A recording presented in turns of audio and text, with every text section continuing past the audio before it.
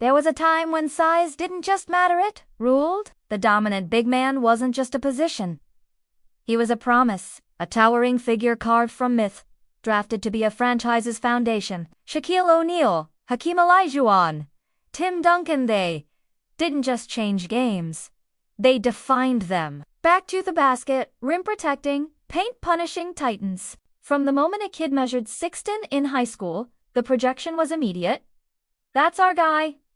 That's the next one. No one asked if he wanted to be the next great center. No one asked if he could handle it. The NBA had already written the script, he just had to live up to it. And if he didn't, then the league moved on. It's a cruel truth. Height can be both a blessing and a burden, because once you're tall enough, you're never allowed to be ordinary. Every time a new big man entered the league, he wasn't just fighting for minutes, he was fighting against the ghosts of giants. The expectation wasn't to contribute, it was to dominate. Instantly. Unquestionably. But the game was changing, and the myth, it was crumbling. Basketball got faster, smarter, smaller, and suddenly, the floor stretched. The three-point line wasn't just a tool, it was a weapon. Analytics didn't care about size. They cared about spacing, efficiency, versatility. Numbers had no nostalgia. The rules changed too. Illegal defense rules were scrapped. Hand-checking disappeared. Guards had freedom, wings had range, and centers had confusion. A player like Roy Hibbert, an all-star, in 2014 was out of the league by 2017. Didn't he get worse? The game just evolved without him. The classic big man, once the centerpiece, became a liability. Couldn't switch, you sat.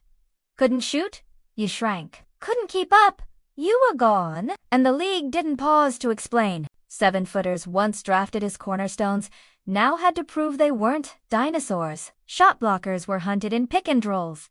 Post-ups were called bad possessions. And coaches stopped building around bigs, they built around guards, wings, pace. It wasn't just a tactical shift. It was identity theft. The big man didn't just lose his spot on the floor, he lost his purpose. Imagine being told your whole life, you are the key. You're groomed, spotlighted, handed a jersey with the weight of legacy. Then, just as you step into the league, the floor shifts beneath you. Greg Oden never got to be the savior Portland wanted, plagued by injuries. Sure, but also swallowed by a system no longer built for giants. I'll forever be known as a bust, he once said. That wasn't about his knees. That was about the expectations his body was never allowed to escape. Jahlil Okafor was drafted 3rd overall. Back to the basket mastery. Footwork, reminiscent of a lot. He averaged 17 points as a rookie and was phased out within 2 seasons. I felt disposable, he admitted, like I was a mistake the league didn't want to acknowledge. The mental toll is brutal. You walk into a locker room knowing your position is vanishing. You work every day, but your style is already considered outdated. You're too slow to guard the perimeter, too traditional to stretch the floor. Every possession becomes an audition. Every mistake becomes a narrative. You're not developing, you're defending your right to exist. And the most devastating part, you're not just fighting opponents. You're fighting time, perception, and a game that no longer loves you back. For some, survival meant sacrifice. Brook Lopez was once a low-post scorer, a throwback center in a league sprinting into the future. By 2016, he saw the writing on the wall. The next season, he launched 387 threes after attempting just 31 total in the 8 seasons prior. He became Splash Mountain. He extended his career, not by standing taller, but by playing smaller. Al Horford was never the flashiest, but he adapted with grace switching, spacing, communicating. He redefined what leadership at the 5 looked like. Quietly, he outlasted nearly every peer in his draft class. But for every Lopez, there's a Roy.